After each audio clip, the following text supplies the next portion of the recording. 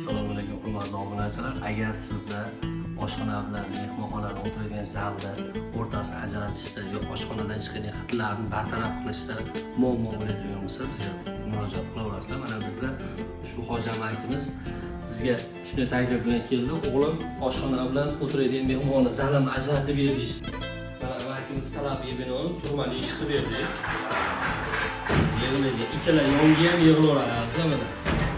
Yengilgina, misol uchun oynalarimizni rangini qora grey rangda qildikki, misol uchun oshxonada ayollarimiz bo'lsa, bu tarafda mehmonlarimiz bo'lsa, birovga ko'rinmasligi uchun mana xohlasalar mana bu tomondan ham yig'ish mumkin.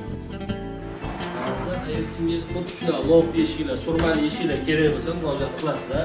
Xudo xolasa joylarga borib turganlar qaysi holatda, qanday holatda qilib berishini ko'rib o'rganib chiqamiz, ustiga yuklarimizni jo'natamiz, borib o'rganib chiqishadi.